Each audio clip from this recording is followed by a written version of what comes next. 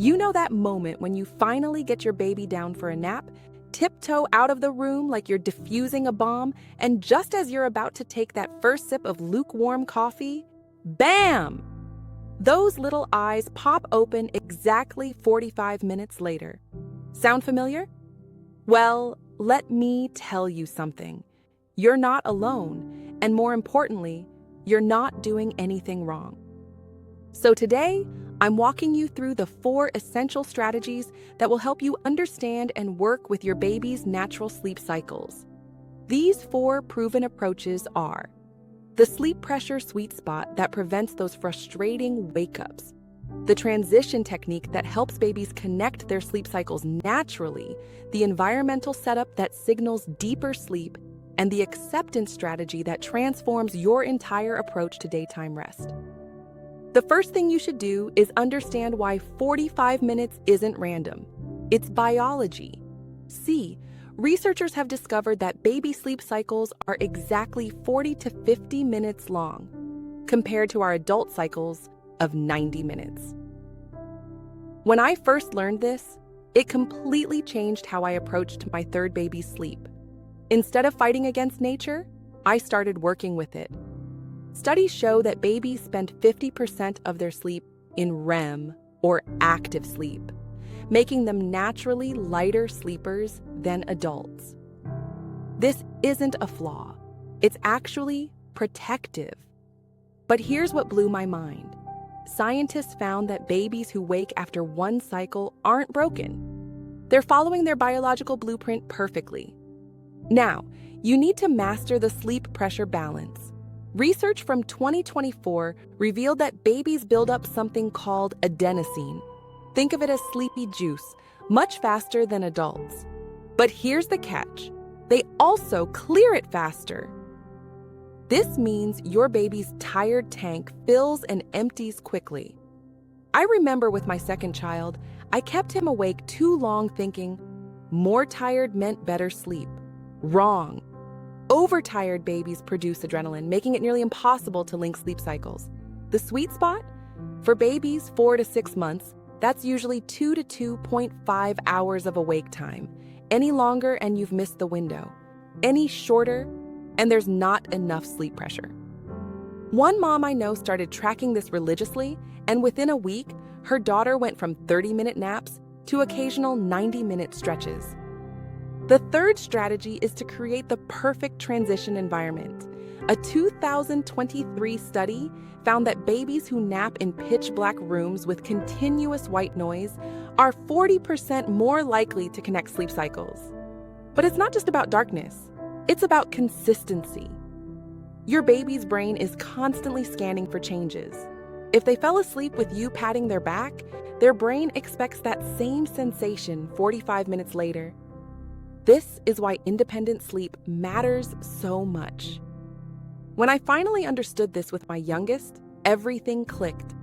We invested in blackout curtains that made the room darker than midnight, used white noise that ran continuously, not on a timer, and most importantly, I started putting her down awake but drowsy.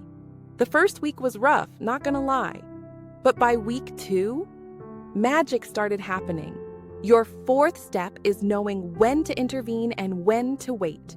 This one requires patience, and Lord knows that's hard when you're running on 3 hours of broken sleep. Researchers discovered something fascinating. Babies make noise during sleep transitions, sometimes loud noise, but they're not actually awake. The pause technique saved my sanity. When your baby stirs at that 45-minute mark, wait. Count to 300 if you have to. Studies show that babies given 10 to 15 minutes to resettle will often surprise you. But here's the key. This only works if they can fall asleep independently at the start of the nap. One mother told me she used to rush in at every peep until she tried waiting just 10 minutes. Her son started connecting cycles on his own within days. But let me share something that might surprise you. Not all babies need long naps. Recent research from sleep scientists challenges the old belief that all short naps are problematic. Some babies genuinely have lower sleep needs. If your baby wakes happy after 45 minutes, is meeting milestones, and sleeping well at night, you might have a naturally efficient sleeper. My niece was like this, drove her mother crazy with 45-minute naps until they accepted it and worked with it instead of against it. Here's what changed everything for me. Understanding that the 45-minute nap isn't a trap. It's information. Your baby is telling you exactly where their natural sleep cycle ends. Instead of seeing it as failure, see it as data. Track patterns for a week. You might discover your baby always extends their morning nap, but never their afternoon one. Or that they sleep longer on days with more outdoor time. This knowledge is power. Now, I saved the most powerful strategy for last because this completely revolutionized how I think about baby sleep. The acceptance and adaptation approach. Sometimes, despite perfect conditions and timing, your baby will still wake at 45 minutes. And that's okay. What matters more is how you respond. Research shows that babies whose parents remain calm and consistent during sleep challenges develop better sleep patterns long term. When my youngest went through a phase of short naps at 5 months, instead of stressing, we adapted. 4 45-minute naps worked better than fighting for 2 long ones. By 7 months, she naturally consolidated to longer naps when she was ready. The beautiful thing about understanding sleep cycles is that it takes the mystery out of baby sleep. You're not failing when your baby wakes at 45 minutes. You're witnessing their natural sleep architecture in action.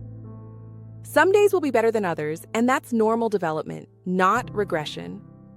Look, I know how exhausting those short naps can be. When you barely have time to use the bathroom before they're awake again, it feels like you'll never get a break. But armed with this knowledge about sleep cycles and pressure, you can work with your baby's biology instead of against it. Remember, every baby is different. What works for your friend's baby might not work for yours, and that's perfectly fine. Trust your instincts, stay consistent with whatever approach you choose, and know that this phase, like every phase in parenting, is temporary. Your little micro-sleeper won't be taking 45-minute naps forever. And one day, believe it or not, you'll be dragging them out of bed for school.